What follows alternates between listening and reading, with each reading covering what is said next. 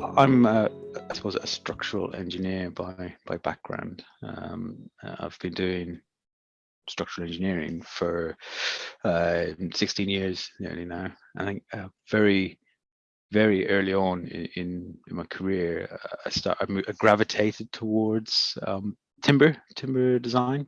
I think I just fell in love with it. You know, it's it was really nice material I found to work with, and also not at that time, not a lot of people were doing it. So I felt like I was doing something special, and then you learn more about the sustainability aspects of it, and then you love it even more. And walking around the sites that we were doing at the time, it was quite a different experience to the more traditional construction projects we had. So it was quite a journey. And since then, I've been sort of focusing on timber development within Ramble and especially in the UK and further afield. And I guess once you become known for a little bit, you become the guy who people go to. And I now lead the timber design aspects within the UK and contribute towards the Nordics and further across Ramble. And like we've delivered over, I don't know, 100 projects today. It's sort of snowballing at the moment. I think from those early days, 10 plus years ago to now, you can just see it taking off into the things I was talking about then. A lot of people are talking about now. And it's really great to see. I think as timber has become more to the forefront of people's options of this is actually a viable material for a lot of our schemes. Not even considering the fact that it's more sustainable and renewable and everything else that comes with it. It's just people want it for the feel of it. And I guess bringing that background to William Perkin, I think some of the people we were working with on that were on the forefront of wanting to push timber forward as an option. The contractor on that particular job I'd worked with previously, we'd done a timber scheme, nice timber scheme for down the road from there, where that was a slightly smaller one, and they were keen to work with it again and take the lessons that they'd learned from that first project and apply it to William Perkin to on a much bigger scale, I'd say. So they wanted to do it. They pushed it, which was great, and I was there to help them along with it. I think it was probably at the time one of the biggest timber projects in the UK. Just from not necessarily from the height or the volume, the scale of the project, but not only that, but also one of what had the most exposed level of timber within the scheme. If you ever see any of the pictures of the project, you'll see some nice timber images where the architecture and the structure were almost one. That they are the same, and it was quite a nice project to work on. I suppose at that time in my career where I would be overseeing the project from Ramble's point of view, but also be involved in the nuts and bolts of it and the detailing every screw, every nail, and that kind of stuff. So that's the happy hour, the great time of anyone's career where they get to do the oversee things, but also get involved in the nuts and bolts of it. So it was a good time. It's a really good project for me, actually. I look back fondly on it. And I mean, it is 10 years ago exactly, almost to the day when we started on it. So it's been out for quite a while. Yeah, absolutely. And so what were the unique challenges at the time of this project? So it was a school project. What sort of spans, what sort of products went into this building? And I guess, just me reading online, I understand like program and speed was really important for this one, which seems to be a common theme in a lot of education projects. Yes. Education, certainly, the speed is key. We don't get a lot of time. These are government funded projects, and there's a certain date when all the kids go back to school where you can't be late for that.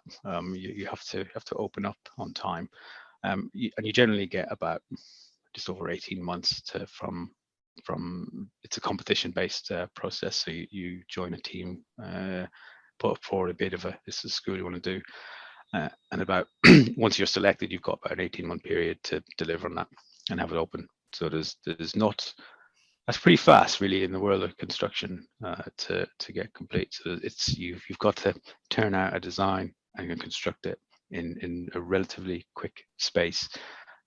So I think we started this time 10 years ago, 2012, and it needed to be open for August the following year. So we had a pacey program on that one. Yeah, fast. Yeah, absolutely fast. So let's say that's the key challenge we're trying to design for. And I'm sure you've had a lot of lessons learned since then, not just on education projects, but to really get that speed of construction, because I guess if we're comparing ourselves against concrete and the benefit is speed, like how can we maximize that from the very start, whether it be structural design, panelization, the architecture, everything like that, if that's our goal for the project? Yeah, I mean, we were using cross-laminated timber, CLT, quite a lot of that, and all of that sort of off-site aspects of it. You know, can we get the openings pre-cut? Everything, pretty much everything on this job is off-site. Even the substructure had some precast concrete on it, but the main bit on the time aspect was the getting using the off-site aspects in the timber and the superstructure. And in that regard, it was mostly the panels, so across CLT panels with a bit of glue lam in there to support it where it was needed, and that really helps in the time. I mean, I can't believe how fast this project went up. It was super fast. I mean, it took about a couple of months from having nothing in the ground to having a closed out, topped out superstructure. It was amazing to see, really. You rocked up at the site Christmas 2012, nothing there. Came back at end of January and we're halfway complete. I was like, oh, okay, we're good to go. And I think some of that is actually in the design phase, just thinking how to keep it simple, and keep the detailing simple and make it quick and easy to build. But if you can make buildings easy to build or attractive to build, you know, for contractors, because certainly time is money, right? And we focused quite a lot on making sure the details were simple and easy to put together. I mean, we were challenged quite hardly on that, mainly because you also can't see the details, right? Because a lot of them are exposed timber. So there's quite a bit of learning in that aspect from us. I mean, there's always learning. And when it comes to timber, the biggest learning you'll always have is how you fit one piece of timber to another piece of timber in a certain way. The usual member design and everything else is the quick and fun bit. Where you earn your stripes is on the end bit where you go, okay, now I've sized this bit and this bit, I need to put them together in a way that is pretty good, quick, and you know, when you look at it, looks really nice as well from an architectural point of view. Yeah, that connections is a big one, eh? Yeah, those connections is they are. It's one of those things where yeah, I always try to forewarn my engineers, right? You need to think about your thinking time on these connections. Think what you think you need and then double it, because you're probably going to need some more on that. You're going to get caught out on one of them and spend ages just trying to figure out how to get it done. So I think that it's always connections. I find that you've got to try and resolve. Do if you can make them simple, then yeah. Sorry, go ahead.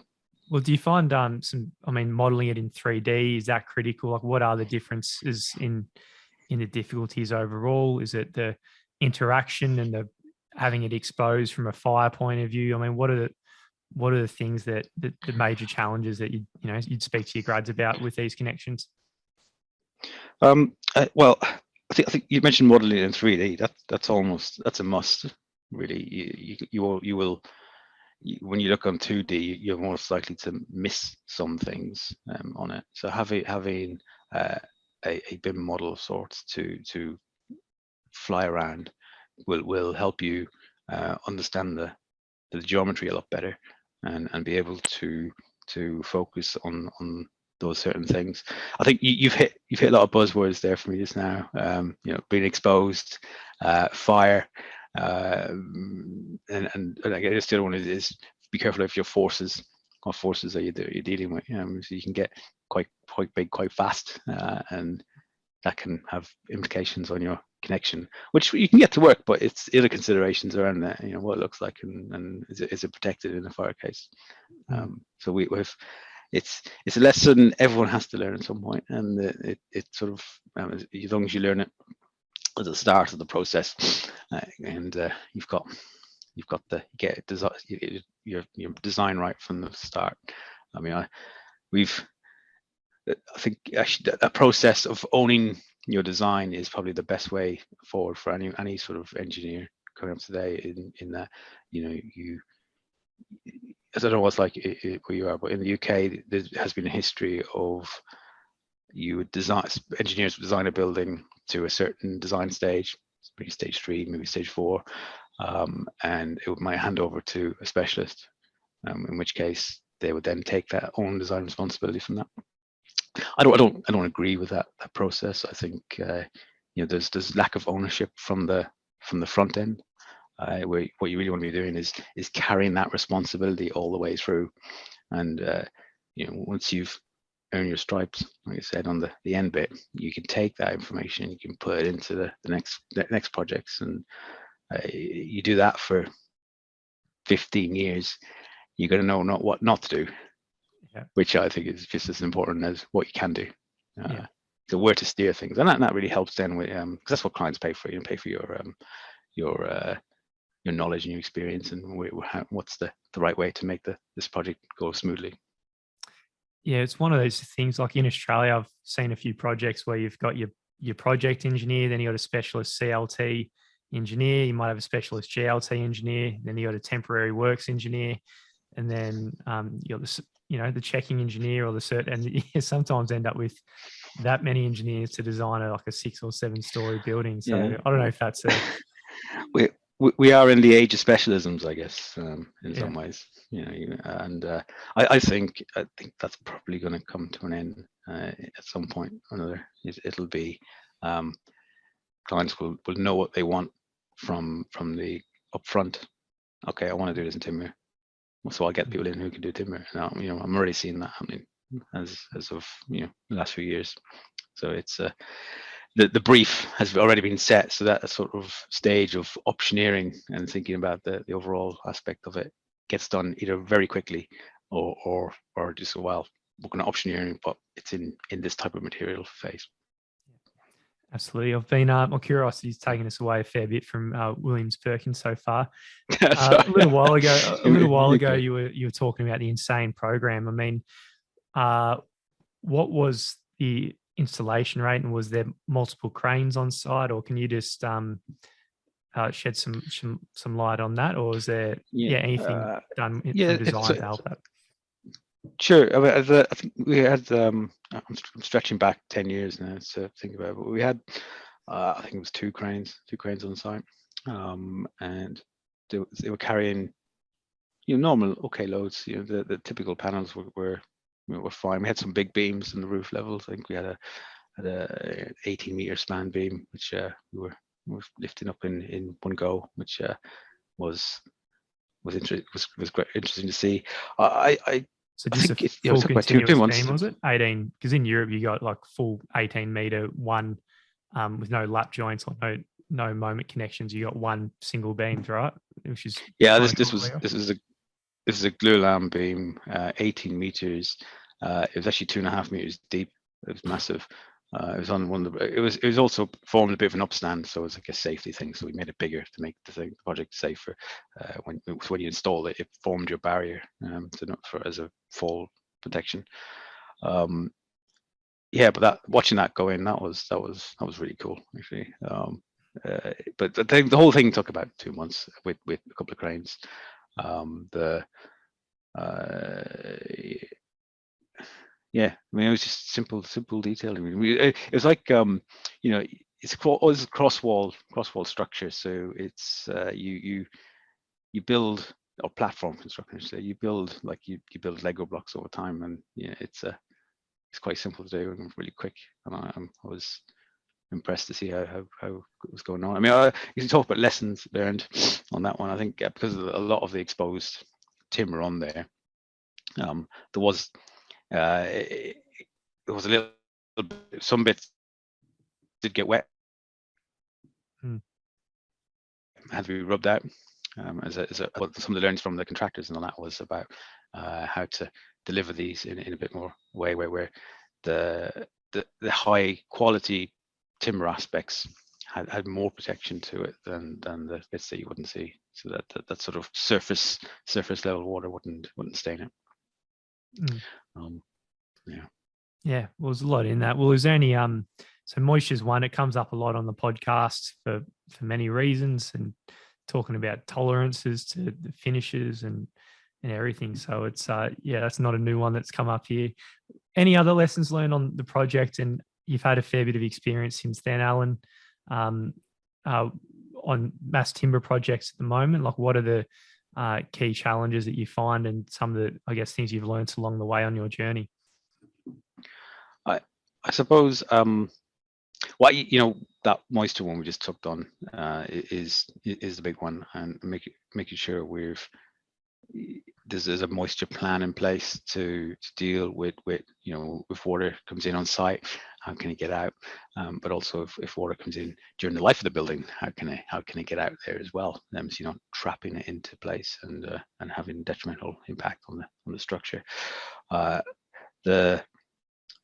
I think another lesson is just pay attention to acoustics. There can be a big thing on schemes. Well, on this particular project, we have a sports hall which is above some offices, so that can be the acoustic detailing between some kids running around with a basketball to people trying to work below is an interesting dilemma to overcome. I think that's another one. And then also I guess fire.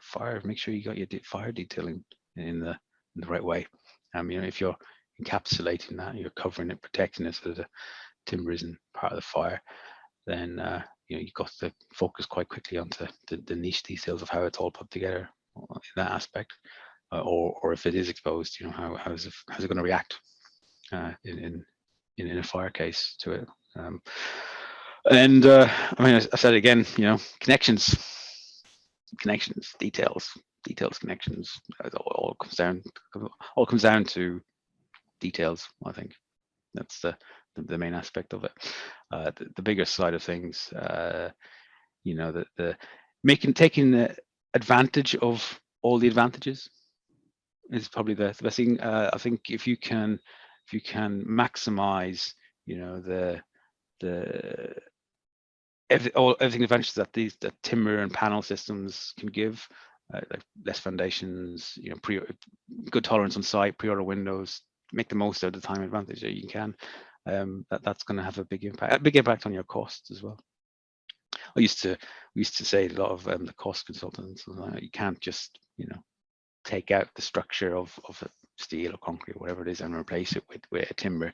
You have to do it holistically. Can we save on the foundations, or can we add floors? Can you add value? I think there's a two-way street to think about from that kind of thing. I've added stories to buildings just because I've used timber in the past. I think 2 stories was quite a lot of additional flats to a scheme. There's just lots of things, lots of little things. If you can build upon them, then you're gonna end up. And you probably need to do that if that's where it gets up its cost parity. Timber can sometimes be a bit more expensive, or it was. The costs are running away from me at the moment. The times we're in. Yeah, well, it's very hard to keep track of what material costs what at the moment because everything's fluctuating so much. But it's the new world, hey. It certainly is. Yeah. Well, Alan, it's been phenomenal speaking to you today. It's great to have someone on who's had so much experience with timber design.